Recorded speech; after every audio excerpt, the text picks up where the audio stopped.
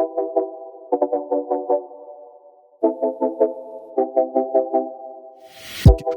everyone, this is Fernando Lovo, Vice President and Director of Athletics at the University of New Mexico. This is episode 103 of the best damn podcast in all of New Mexico, Talking Grammar. Go Lobos. Hey, what's up, everybody? It's Jeff Grammer with the Albuquerque Journal. As you just heard, this is episode 103 now of the Talking Grammar podcast. I appreciate you for listening, watching, however you're consuming this product. I hope you're doing the same with some of the other Albuquerque Journal Podcast Network products that we have. Daily news updates every morning. We have Business Outlook. We have high school sports. Sean Ryder's doing some football podcasts. We got a lot going on now with the Albuquerque Journal Podcast Network and trying to continue to expand that. As for this one, this is the original, and I am happy that you are here. Happy you guys are watching the coverage that we've been doing really year-round of Lobo basketball. A lot of stuff in the past few weeks related to Lobo basketball. Today's show, as you saw with Fernando Lovo, the athletic director, who's only been here 4 months at this point, his introductory press conference a week ago of new Lobo basketball coach Eric Olin, he noted was to the day 120 days on the job. And it has been an eventful 120 days, obviously, for Eric, or for Fernando Lovo, rather. Football coach hire, basketball coach hire. Had to go up to Santa Fe, learn the whole political game in Santa Fe during the legislative session.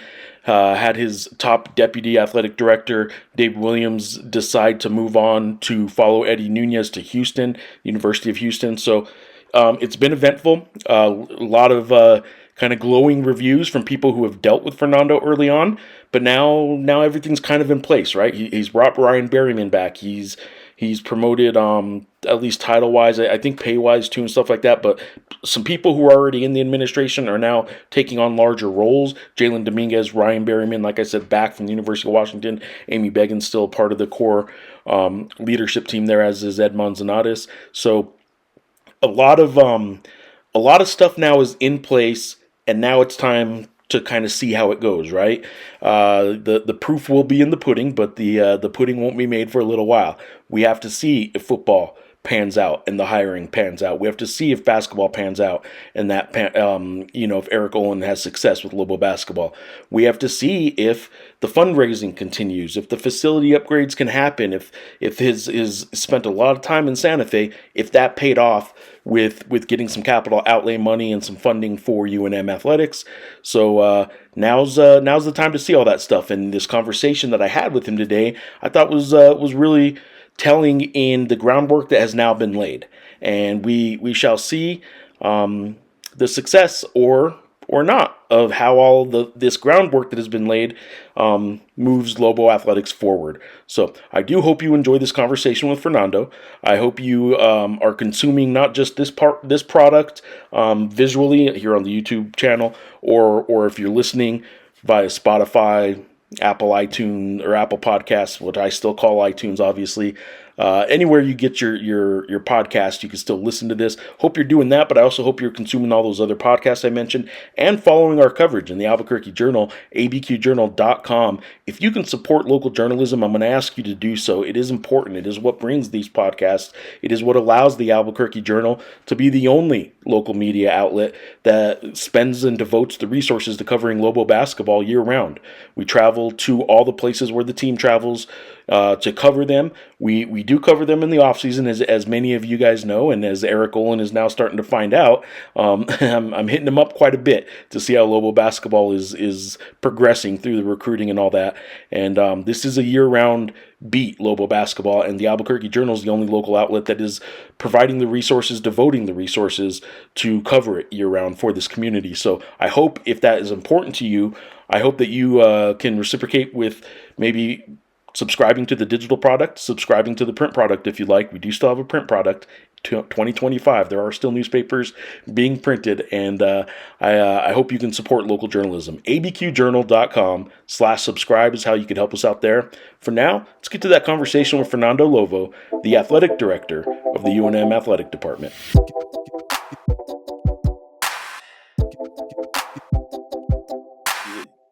You've been here, as you said last week, you've been here 120 days.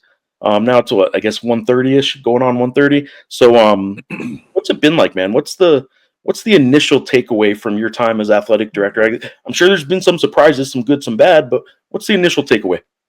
Yeah, I mean, I can't, tell you how amazing these past 130 days have been for me. Obviously, they've been busy, at times challenging, obviously with everything that's been going on. But, I've been telling people that's why I took this job. I wanted to come to a place where people really care deeply about athletics, and that's true here at UNM. Our university leadership is incredible. President Stokes, our board of regents, are so incredibly helpful and supportive. And then, just for me personally, to have the opportunity to come to a place, that is so diverse in thought and culture, and has great food, great weather. So much to offer for me and my family. It's been an amazing 130 days, and I count my blessings every morning. I wake up and I get to drive over here to campus, and I feel that the impact that we're able to have on our student athletes in this community is very unique because of we're the flagship institution in a great state, and we take a lot of pride of that. And so, just really, really fortunate and blessed to be able to be here. It's certainly been busy, as I mentioned before. Having to hire a football coach, hire a basketball coach, and then also find time just do some of the personal things, right? Move my family from Austin and drive 17 hours in a car with two kids under the age of 5 and a dog in the back seat, and going 50 miles an hour with a U-Haul trailer attached to the back. One day it'll be a good chapter in my book whenever I hang it up and write it. But couldn't be happier to be here. So happy to be in New Mexico. This is a beautiful place. My family, we love it. We're getting ready to move into a house here in a few weeks, and I can't wait to put our roots down, and just absolutely love being here. We're going to cover the bases of UNM stuff specifically throughout most of this, but I do want to ask you a couple of the personal questions. There's a life going on too. It's not just work. So you said you're moving into a house. I'm glad to hear that you guys got a house, because why don't you tell people how fun it's been since your family did get here? You guys are in some small quarters, right? But yeah, we're kind of piled all on top of each other in a little townhome, and it's been really good bonding time. We went 3.5 months of not seeing each other, and now we're making up for it every second of the day. So no, it's been great. I'm staying in a place up in the North Valley, and again, I can't say enough great things about it. My wife, she loves it here. Our kids are enrolled in school, and they're having a blast and just totally enjoying it. So this morning, actually, we had an early wake up call. It's been pretty common. The kids come running out, jumping on top, and so we're really getting to know each other really well here over the last few weeks. So can't wait to get a little bit more space. Well, I will tell you, I told you when you were moving here, it was right after the Mountain West tournament, I believe, was the move, the actual physical move in the U-Haul, and it was one of those March days that you'll get to know that was like one of the windiest days that we have. And I think I texted you. I'm like, hey, just tell your wife, it's not like this all the time. I promise. Yeah. Then the next time I saw your wife, I saw her at the introductory press conference. I texted you that. I didn't know if you told her or not. But then at the Eric Olin's introductory press conference last week, which happened to be like the second windiest day of the entire year, but it's been a really windy month. It was actually, we had something in the paper a week ago or something. It's like been the seventh windiest year in New Mexico history. So anyway, I saw your wife and I went up and told her, I said, I don't know if he ever told you, but I said, don't think it's this windy all the time. It's not this bad all the time. She said, it's been like this the entire month I've been here so far. And she said she loved it, but she basically thought, everyone keeps telling me it's not like this, but it's been like this quite a bit. It really is only March, I'm telling you. Yeah, it's funny. Actually, a funny story from her first full day here in Albuquerque. We didn't get back till morning, and so I came into work a little bit later that day and just getting the kids set up. And she's like, "All right, well, I'm going to go to the grocery store." And so she went to the grocery, and she called me when she was on the way out, and I could barely hear her. The wind was blowing in the phone, and it was like, hello. She goes, "Hey." She goes, "I just want to let you know that the folks that are pushing the carts in are wearing goggles." And I'm like, "What? They're wearing goggles?" She's like, "Yeah, the dust is blowing everywhere." And we were both laughing on the phone. I was like, welcome to the land of enchantment. And we Yes. still laugh about it today. She goes, I've never seen people at the grocery store wearing goggles, but that was day one in Albuquerque. It was awesome. I did a summer internship once back when I was in college in Amarillo, Texas, and actually I spent it was a Dow Jones Newspaper Fund internship is what it was. Yeah. And we did 2 weeks training, and I did it at UT. I did it in Austin, which was really cool on campus. And then my actual newspaper assignment was Amarillo, and I get there to live for the summer. And the first day I was there, Amarillo has a cattle drive through like Main Street downtown, which is an old tradition. Obviously, there's not really cattle drives that happen. Right. My first day in Amarillo, I was like, man, this is a whole different place than New Mexico if they're doing cattle drives. But the first day experience sometimes can paint a different picture than it really is. I haven't seen the goggles too much, but I have seen them this year.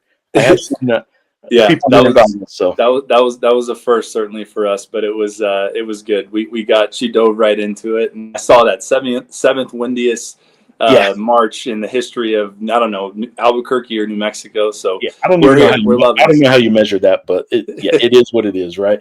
Well, more work related, more athletics related. What has surprised you, if anything, good or bad? I mean, it is still a job. I know it's a job you love, but one thing I like to ask journalists sometimes, or just people about their job, is what's one thing about your job that people don't think about that you really love, and what's one thing about your job that people don't think about that kind of sucks sometimes? For me, I get asked to go have a beer after a game all the time. I can never go right after a game and have a beer because that's kind of when my work starts. So there's little things that people just don't think about. I'm curious with you, what are some of those things? Like maybe people don't think about how cool this part of your job is, but also a reminder that this is still work.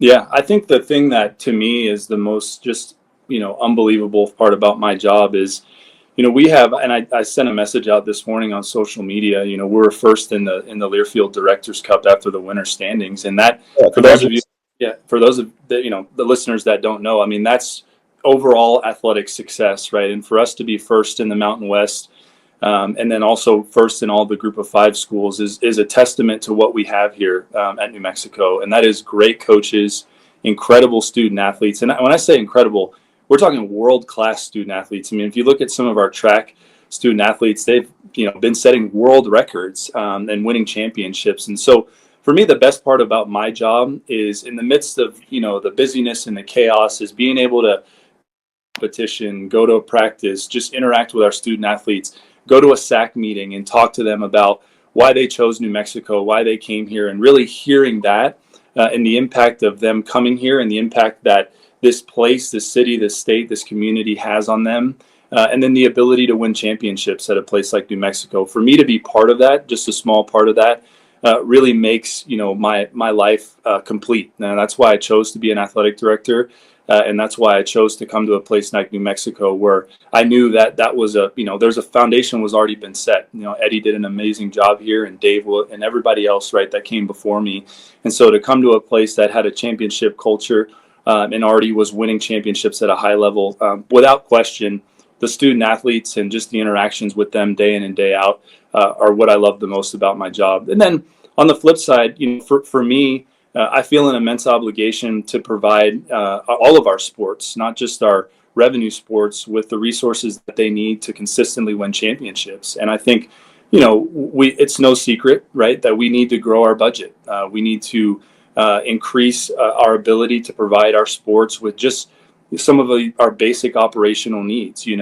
Our sports are fundraising for basic operational needs, and that's something I want to try to break the cycle of. And that weighs heavy on me because we've got great coaches, we've got great student athletes, and my obligation as the athletic director with my team is to provide them with all the resources they need to win championships. I once heard, actually, when I was at the University of Houston, and I may have said this to you before, Coach Kelvin Sampson said this, and it always stuck with me, that players and coaches win games and administrations win championships. And that always, like I said, has stuck with me. And so for me, I would say the biggest challenge that I look myself in the mirror is, am I doing everything that I can to provide our sports, our coaches, our student athletes, the support staff with all that they need to win championships? And, it's a challenge. It's one that I embrace every day, and one that my staff and I talk about all the time. When we talk about challenges and things that aren't necessarily always sunshine and rainbows, that's what it is. But we understand it, we acknowledge it, and we get tremendous support. And we've got great momentum right now, so we have to capitalize on that. Is the financial situation at UNM and New Mexico in general different in any way, or more daunting than you realized it when you got here, or is it? Is this what you expected? Yeah, it's what I expected. I knew that we were in a position in time where, really across the board, all athletic departments are having these same discussions. Is how do we advance ourselves? What are our goals, and how do we reach those goals? And so I knew that when I got here that we were going to have some challenges that we were going to have to address. But the good news is we've got the foundation to do it, right? We've got great coaches. We've got great student athletes. We've had success, in the 4 months that I've been here. We've had, multiple conference championships and obviously NCAA tournament wins and everything else. And that's a true testament to our coaches and our student athletes. And so I knew that we were going to have to push, that we were going to have to be bold. I say all the time, fortune favors the bold. And that comes with resources and finances. And so as we're looking at it and we're planning, 2, 3, 4, 5 years in advance, we understand where we are now and we know where we want to go. And we're very open and honest and transparent about that because we're winning championships now. And when we continue to grow our resources and provide our sports and coaches with what they need, I think that the sky is the limit for what we can do. I do think sometimes people, maybe fans, forget that even winning a championship, having the season maybe Lobo basketball had this year where they won the Mountain West, it doesn't mean it's done. Sometimes it gets even harder to maintain that. So sometimes the ups and downs people see as success and failure. And it is a process, right? If you're only about 1 year at a time, then it matters if you win a championship or not. But UNM's been around a while. It's not just about 1 year at a time. It's about a long haul. You have surrounded yourself with some people that a lot of them were here. I know Ryan Berryman's a guy who came back, but you've elevated in title at least, maybe in workload as well. As Jalen Dominguez has a new title, Amy Beggin's still there, Edmond Zanatis is still there. Your leader, and like I said, Ryan's back. The leadership team around you, is it set? Might there still be someone else you bring in? And I am curious what the approach of this leadership team is that maybe you've brought that might be new, if anything. Yeah. So as you mentioned, I was fortunate to be able to bring Ryan back. He's been a tremendous asset to me. We had a previous relationship, so I knew about his talent and his ability, and so the ability to bring him back home has been a huge asset for me. You mentioned Jalen Dominguez. My gosh, he's been so incredible to me, and he's got such a great mind when it comes to revenue and fundraising, and we talk about resources, and with him leading up our revenue team, it's really exciting about what the future can hold there. And then others, right? Ed Manzanares, Amy Beggin, Chris Hudson. The list goes on. And I do forget to mention Chris sometimes, but that's a huge part of the puzzle. She's a rock star. You look at our success in the classroom. Her and her team are as good as I've been around. Their process, the way they interact with the student athletes and our coaches, they're very communicative. She's top of the line. And so always say this when I talk about my staff, because it is true. And that is, I inherited great people. I really, really was fortunate that Eddie was able to, leave such a great culture behind. And obviously Dave was part of that. And he's since moved to go join Eddie in Houston, and super happy. He got a lot of airtime, by the way, during the Final it's awesome. How cool is that? He gets to go back and, work with Eddie and be part of a national championship run. It's just so awesome. So happy for them. But, for me, kind of my structure, and we've talked a little bit about this in the past, and just for the listeners, I stole this from Chris Delcani. He used the phrase R&D, rip off and duplicate, right? And so what I saw work at the University of Texas during my 8 years there is what I'm trying to emulate here at the University of New Mexico. And I have a very flat kind of reporting structure where I've got my executive team. It's not just one or two individuals. I have a group of individuals, many of which I've named already, that are on my executive team. And I like to be very clear and provide a lot of clarity in terms of who's responsible for what responsibilities lie under what buckets, and just communicate that openly amongst the department. And so that process was ongoing, and then it stopped a little bit with the basketball search. And so I do have a couple of positions here that, that one that'll be on my executive team, and some other critical pieces that we're working on filling those positions. And I would say in the next month or so, I'll announce kind of just some more, shifts and movements and titles and responsibilities for everyone to see and to know. But really happy with the team that I have. I mean, my gosh, we dove headfirst into getting to know each other, and had to be in some rooms together early and just say, hey, I trust you. You need to trust me. Let's go get this done. We had to hire a football coach, and then 3-4 months later, we have to hire a basketball coach. And so just really fortunate to have great people that work with me, and look forward to kind of finalizing my team and continue to grow it. You had mentioned Chris Hudson, that I said I always forget. And a lot of people know her as Chris Baca for a long time. That was before your time. But the other person that I work with all the time that I should absolutely mention, because I think he's been here longer than everybody, is Frank Mercogliano. Frank has been here, and if I don't mention him, I imagine somewhere down the road I would hear about it. So he is part of the team too, obviously. And he's awesome. He's been there longer than any of you guys. Obviously, I think so. Frank was the first person that I talked to when I got the job, and I remember we were setting up an interview. I think the first day I got announced, and Frank's been great since I've been here. And you talk about institutional knowledge. He's got a ton of that, and for someone that's coming in, for sight unseen, I mean, I've been able to rely on a lot of people, Frank included, to kind of help me, point me in the right direction and understand just the dynamics and everything in play. So appreciative of that, and Frank's definitely a big part of that. A big part of the future and the groundwork that is laid with some of those people too has to do with Santa Fe, right? Like you had to jump right into a legislative session and learn some New Mexico politics, I know New Mexico politics is unique in a lot of ways, but the idea of having to get some state funding isn't unique to New Mexico or UNM. Everybody kind of has to play that game a little bit, but you dove in and you were up there quite a bit. I'm curious what you thought of your first, I guess, exposure to the New Mexico political system and the legislative system, and then we can get to kind of what you secured, if anything. But what do you think of Santa Fe and that whole process? Well, first, I forget who told me, but early on when I got here, someone said, if you want to get your PhD in politics, go to the Roundhouse. And I said, all right. I said, let's get going. So, no, you're absolutely right. I got here in December, and the session started shortly after the new year. And I did spend a lot of time up there. And I'll be honest, I really enjoyed it. Politics is something that's in my family. My grandfather served in politics in Nicaragua and Central America for many years. And I remember growing up and hearing stories. And, at one point I was a political science undergrad. And so I've always had a keen interest in politics. And so that was one of the things that was appealing to me about this job. In talking with Chris Delcani, he was, open about that, being from Taos. He understood how it works here. And so for me to be able to go up there and go into the Roundhouse and really walk around and introduce myself to our wonderful state legislators and talk to them.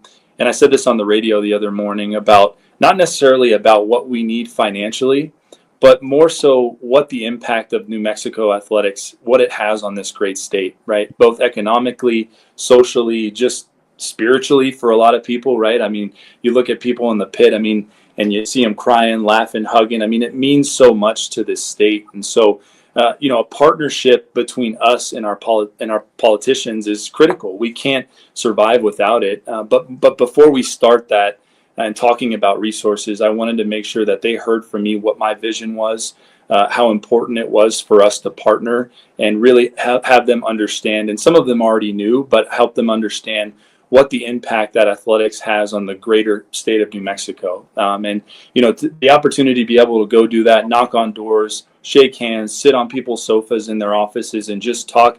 It's very unique. There's not a lot of states that athletic directors have that ability to do it. And I really, really, really did enjoy it. I spent a bunch of time up there, and I thought it was very productive. I made a lot of friends up there, and we, developed relationships. We talk a lot, and they come to games and all of that. So I think it's very positive, and I'm just really fortunate to have had the opportunity to spend a good bit of 60 days up there.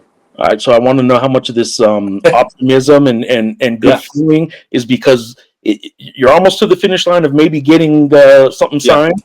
I don't think anything's official yet, right? Nothing's No. 100%. So you still got to say all the nice things. I get it. Yeah. um, what are you expecting or hopeful that if the governor, I guess we're just the governor signing it away is That's the right. only step, right? Yeah. What is in HB2? What that Lobo fans should know that UNM was able to secure, whether it be capital outlay or Yep. just in general money? Yeah, I think the first thing is, capital outlay. We've got some exciting things that I think will really make a difference. We've got some money in there for some improvements in planning and design for not just the football stadium, right, for University Stadium, but really our whole athletic village. We look at this South Campus area down here, and I think that the opportunities for development are just incredible down here. And so, if we're lucky enough to be able to secure some of that capital outlay money, we obviously have a lot of work that we need to do on our football stadium. That's a critical piece of our puzzle, right? It's got good bones, but it needs some loving. There's some quick and easy things that we're going to need to do. I say easy, somewhat easy, right? That we're going to have to do. And really, the main thing that I want to do is enhance the fan experience, right? And so, it's for us. We need fans to come to our football games, and obviously, the product on the field matters, but things like concessions and restrooms and parking and all of those things that enhance the experience.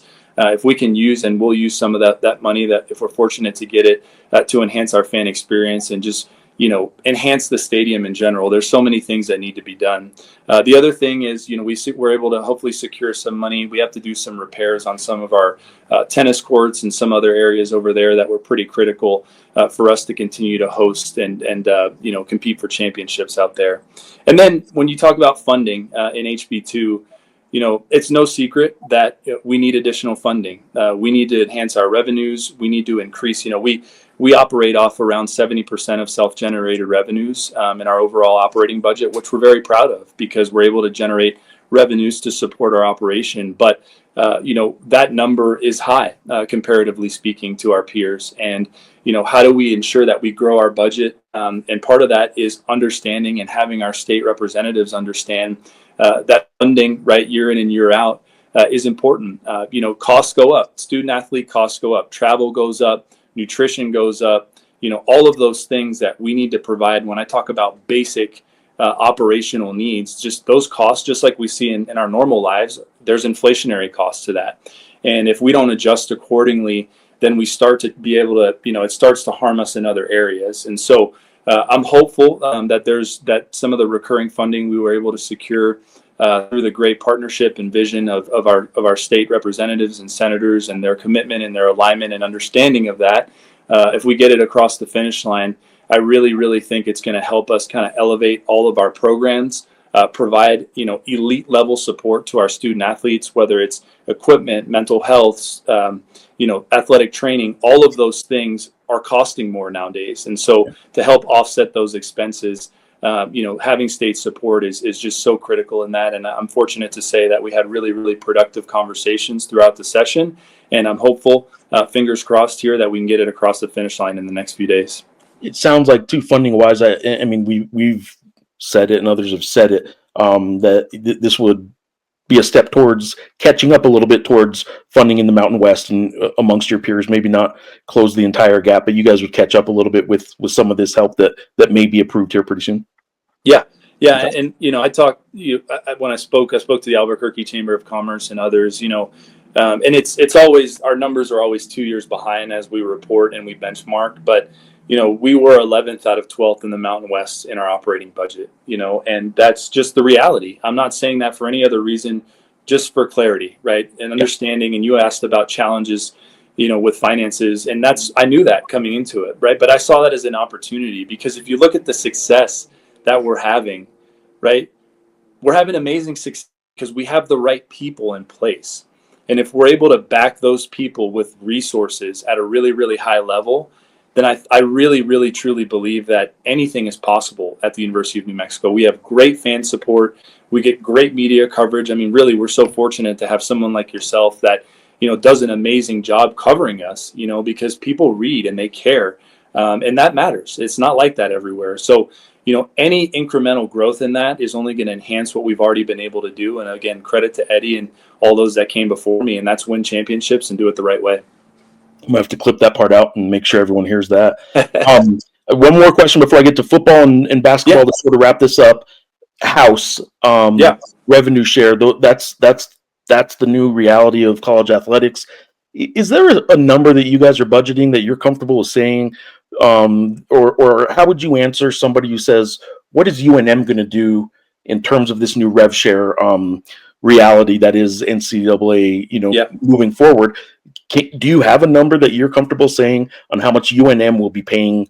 I say paying, I don't even know if that's the right term, but giving to students in this rev share setup.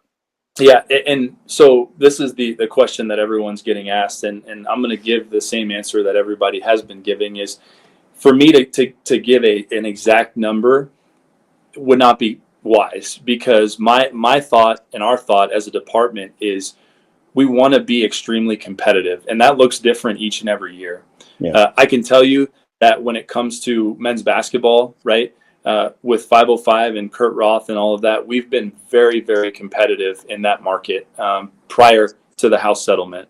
And so obviously our option, we don't have an option. We're never going to go backwards, right? So we have to ensure, and through the coaching search process, this came up. Everybody's asking.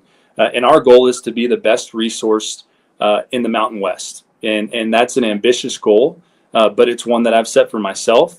I've set for our department, and it's one that we're going to continue to work to. It is so critical this day and age to provide those resources to your coaches.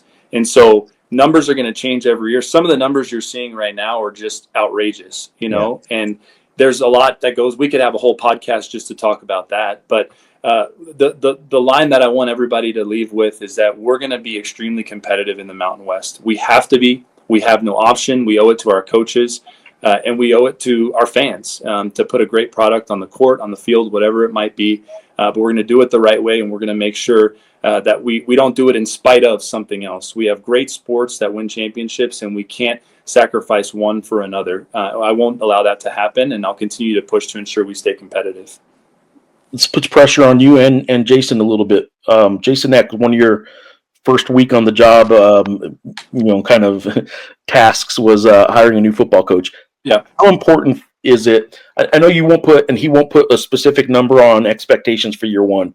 Yeah. But how important is it to have success in year one that fans can see? It's been a long time since they felt consistent, football progress or success. So how important is it for fans to see that in year one?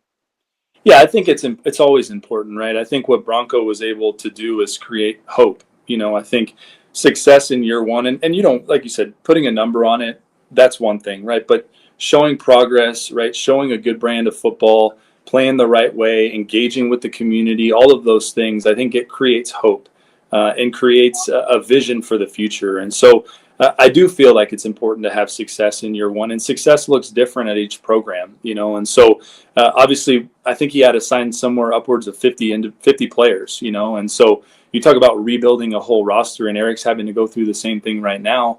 It's a challenge, and I've been out at practice a few times, and I've seen, we're really, really, I'm impressed with what I see. They're playing hard, they're physical, they're disciplined in what they do. And so I'm really hopeful and confident that we can provide that hope and that excitement in year one. And Jason's been working his tail off to do that. It'll be, the spring portal's opening up here soon. So I think we're going to add some more pieces. And so I'm very hopeful and optimistic that we'll be able to continue what Bronco was able to start last year, because football is critically important to us. We need success.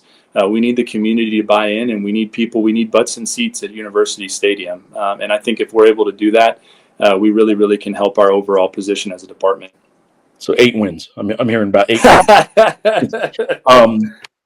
Obviously, I saw Urban Meyer was at UNLV's practice. Is Urban Meyer ever going to pay a visit to Albuquerque? You know what? I talked to Coach a few weeks ago, and I said, "Hey, you need to come on by." And he goes, "Well, you know what? I'll actually be close by now, because his obviously him and Dan are close, but his son-in-law is the quarterback coach there at UNLV, and so he'll be there quite often." And I think he's going to come through Albuquerque. I'm gonna twist his arm to make sure he gets down here. But yeah, we talk all the time, and I've been planting the seed with him. So Well, I hate to totally sidetrack this. I've never asked you this. yeah, Urban Meyer is one of the mentors, right? Chris Del Conte is one that you've specific to your job now. You've cited a lot in the New Mexican. yeah. Urban's obviously another one of them that you have talked to as a mentor and a longtime boss. Um, doesn't always have the best reputation among people that don't know him because of some things, right? The Yeah. different things, but he's important to you. What do people need to know about Urban Meyer? Maybe that they don't know. They just see, Urban Meyer, the media, whatever the media coach, the public figure. What do you know about Urban that maybe people should know? Well, I think for me, I'm forever indebted because he took a chance on me. When I was a 18-year-old student manager at the University of Florida, he saw me and he took me under his wing, and he was hard, he was demanding, and asked a lot out of me. But every step in my career, whether it's been working for him or working somewhere else, he's always taken the time out of his day, whatever it is that he's doing, to check in on me and to provide me with guidance. And he doesn't have to do that. I was just fortunate to be able to work and learn from someone, a Hall of Famer like himself, but he's got a huge heart. He's done so much for my family. He always asked about the kids and everything else. And, he saw me when I was 18 years old, so he's seen the ups and the downs, and he's stuck with me. And just taken a really, really big interest in my career. And so what I think people need to know about him is just his heart is incredibly big. And he'd give you the shirt off his back. And he's a great wife, great kids. I just can't say enough good things about him. And I'm fortunate to have met him. And that's a big reason why I'm here today. I'll roll this into wrap. I am trying to wrap this up now. Basketball.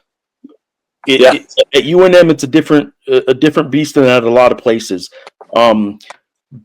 It's one thing to hire. I'm going to lump you into this as well.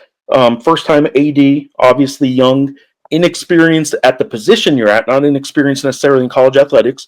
But between you, a football coach now that is coming up from the FCS level, he has experience there, but not at this level. And now hiring a basketball coach who has been where he was for a long time and had success, but at the Division I level, it's a narrow part of the resume, right? So there is some high risk, high reward kind of stuff going on here with UNM Athletics for all of you.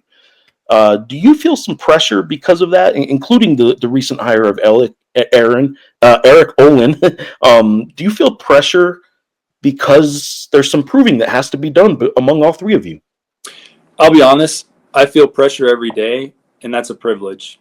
If there wasn't pressure in a job like this, then it wouldn't matter. And I know it matters to a lot of people. And so I embrace that, and one thing that I know is, and I learned this from Coach Meyer, is winners win. That the best predictor of success is winning. And when you look at Eric, he was a coach for over a decade, a head coach for over a decade, and has won 68% of his games. And you look at some of the recent success that you've seen. I mean, look at Coach Golden that just won the national championship at Florida. Coming from San Francisco, a smaller school, or you go look Nate Oates at Alabama, right, coming from Buffalo, or coach I worked with, Chris Beard, getting hired from Little Rock, to go to Texas Tech, and you look at the statistics, and they say they all win, right? And Coach Olin's a winner. And that was so abundantly clear to me throughout the process. And so, this job has a lot of pressure. It's not a job that it doesn't, that people care deeply about it, football, basketball, and across the board. And Coach Olin said this in his press conference, is no one's going to have higher expectations for his program than himself. And I feel that way about our department, right? We all have extremely high expectations. And with every hire comes risk, right, and reward. But the one thing that I know is you always trust your gut. You look and you rely on people in the industry that that you trust and really understand it. And I'm fortunate to say that for both positions, both football and basketball, we had an incredible candidate pool, and we were able to hire winners that are great people that want to be at New Mexico, that love it here. I mean, Coach Olin, he already put an offer on a house, and his wife's here, and they're looking. I mean, they love being here. So when you win, you got a passionate for being here, and you embrace the opportunities and the pressure that comes with sitting in the chair at a place like New Mexico. We found the right person, and we've done that with Eric. We've done that with Jason, and I'm very confident that they're going to win games and they're going to do it the right way. Everything's in place, man. You got people around you in the administration. You got your two guys, whether it was planned or expected or not. You probably knew it was a possibility, even in both cases, frankly. But I still want to pick your brain at some point, not right now, but about the process and your color coded list and all that stuff that you told me about. For sure. But everything's in place. The proof will be in the pudding at some point, right? And at this point, though, I think it's sort of a wait and see for all of us, right? And that's what you just spoke to is you understand that people are now expecting. I think people have been impressed with the first few months. So, and I do want to say, before, I'd be remiss if I didn't mention this, just how thankful and appreciative I am of Coach Pitino. I only worked with him for 4 months, but what he did for this program and elevating it back to national relevance, creating that pressure, right? That expectations, it was never gone. This is one of one when it comes to basketball jobs across the country. But he's a friend. He's someone that I really enjoyed working with over 4 months. And I'm really, really happy for him and his family that they were able to find, that next step in their life and in his career. And I think I speak on behalf of most of Lobo Nation. I know we all wish him well, and we'll be cheering for him and hope he kicks butt there. So I know he came on your podcast, when the best damn podcast in all of New Mexico, as we said before he left. But I didn't want to leave here without thanking him for what he did over the last 4 years for us. Well, he's certainly said a lot of nice things about New Mexico since he's taken the new job. I'm going to miss all the Patinos. I don't know about him so much. He gave me a little more grief than I think he needed to. But obviously he and I had a pretty unique relationship for the local beat writer and the coach to have, and it was fun. And I do look forward to getting that relationship with Eric, because I think on a whole different level, he seems very amenable to having those kind of relationships and all that. So, look, man, I look forward to what is going to be. A lot of it, like I said, is sort of now waiting to see if it all works, because I think you've put some stuff in place, and a lot of optimism. There's reason for that. I appreciate you for coming on here, and look forward to seeing how this works out, man. I appreciate you. I really do. I thank you for your coverage, and let's do this again soon. And I'm sure I'll see you soon. Appreciate you. Appreciate you, man. Thanks. All right. Take care. See ya.